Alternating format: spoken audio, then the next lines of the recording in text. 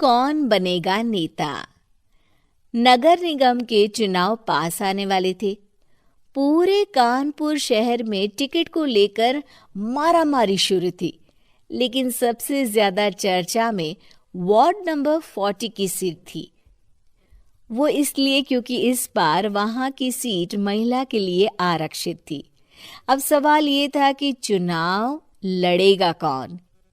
इससे पहले ठाकुर साहब वहां से पार्षद थे और इस बार उन्होंने अपनी पत्नी सीमा ठाकुर को टिकट दिलवाई और ठाकुर साहब की शान के कारण सीमा जी ने 20,000 वोटों से चुनाव जीत लिया। अरे बधाई हो सीमा भाभी, अब तो आप वार्ड की पार्षद बन गई हैं।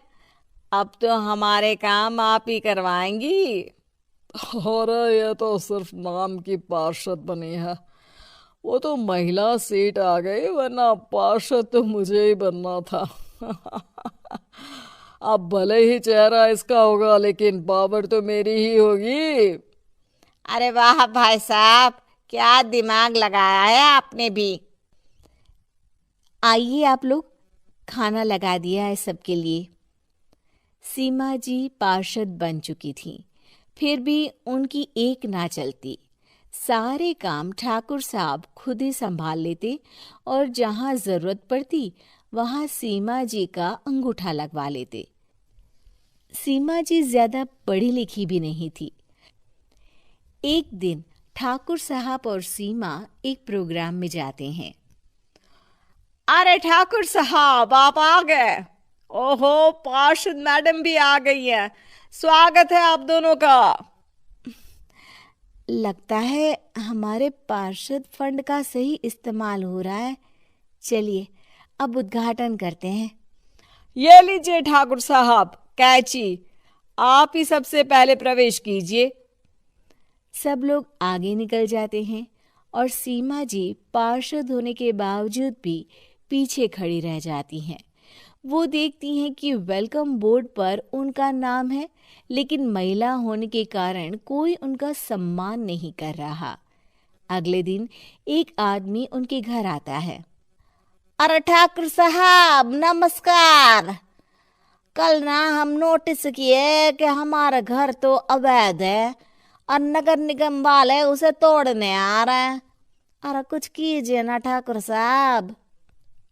देखो भाई, मैं तो ज्यादा कुछ कर नहीं सकता, पर अगर तुम सबकी जेब गर्म कर दो तो कुछ हो सकता है। कुल मिलाकर 4 लाख लगेंगे। अरे 4 लाख ठाकुर साहब? अरे भाई, मैं अपने लिए नहीं मांग रहा हूँ। दरोगा है, इंजीनियर बाबू है, बड़े साहब है, सबको देना पड़ता है ना थोड़ा थोड़ा। बोलो है मंजूर? तभी वहां अचानक सीमा जी आ जाती हैं। अरे ये आप क्या कर रहे हैं? पहले इन्हीं लोगों से तो आपने वोट मांगे, अब इनसे ही पैसे ले रहे हो। अरे चुप रहो तुम। तुम्हारा काम है सिर्फ अंगूठा लगाना, तुम वही किया करो। मुझे दूसरे काम तुम मत सिखाओ, समझी? और तुम ना जाओ, अब पैसे लेकर आओ, वरना जेसीबी किसी भी वक्त आती होगी। सब कुछ ऐसे ही चलते रहता है। एक दिन सीमा जी और ठाकुर साहब को एक लोकल मीटिंग में बुलाया जाता है। वहां पर कई और अधिकारी लोग भी मौजूद रहते हैं। अब मैं चाहूंगा कि ठाकुर साहब हमारे बीच 2 शब्द कहें। मेरे प्यारे भाइयों और बहनों, आज मेरा सौभाग्य है कि मैं आप सबकी सेवा दिन रात कर पा रहा हूँ। आपने मेरी पत्नी को भारी मतों से जिताया है, इसलिए मैं आप सभी का शुक्रगुजार हूँ। मैं आप सबसे वादा करता हूँ कि हमेशा की तरह हमारे वार्ड में किसी को कोई तकलीफ नहीं आने दूंगा।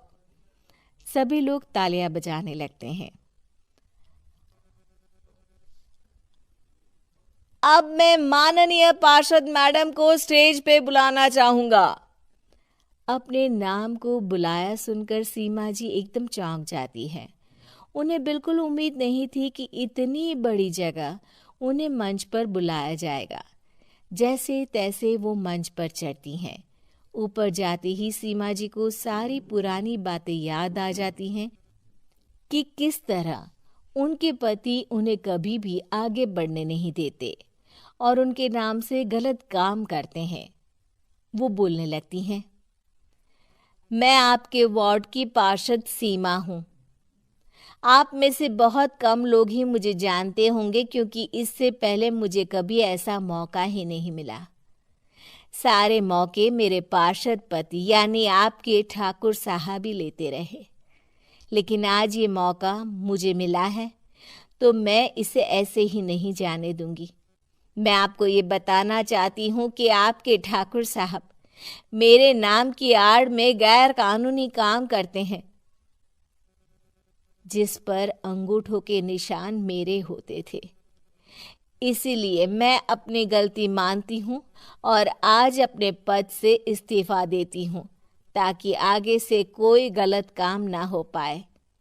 अब फैसला आप सबके हाथ में है कि आप हमें क्या सजा देना चाहते हैं।